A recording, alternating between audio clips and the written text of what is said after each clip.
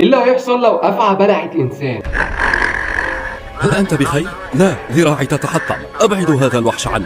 الراجل اللي قدامك ده عالم في الطبيعه اسمه بول روزالي، كان ماشي في غابات الامازون وشاف اناكوندا طولها 10 متر، وكان عايز يعرف زيك كده ايه اللي بيحصل لما الاناكوندا بتبتلع الفريسه. فقرر هو وفريقه ان هو يكتشفوا ايه اللي بيحصل جوه الاناكوندا، وده عن طريق ان هو يرمي نفسه للاناكوندا وتبلعه ويشوف ايه اللي جواها. وعلشان يعمل الحوار ده ويخرج منه عايش، صنع هو وفريقه بدله من 3 طبقات: طبقه فيها مستشعرات حراريه وقياس ضربات القلب والتنفس، وطبقه تانية عباره عن واقي لحمايه من 27 حمض بتفيروز الاناكوندا. اما الطبقه الثالثه وهي الاهم، عباره عن طبقه صلبه علشان تحميه من اسنان وقوه الاناكوندا. جوه الخوذه بتاعته حط ميكروفون وجهاز تنفس علشان يعرف يتواصل مع فريقه، واخيرا حط على البدله بتاعته دم خنزير علشان يحفز الاناكوندا علشان تبلعه، ورمى نفسه قدامهم. بمجرد ان هي بدات المواجهه لفت الاناكوندا جسمها عليه وحس ان عظمه بيتكسر، والمؤشرات الحيويه بتاعته كانت مرعبه لدرجه ان هو وصلت للموت. وساعتها بدا ان هو يندى على فريقه، ما قدرش يكمل التجربه اكيد من صعوبتها.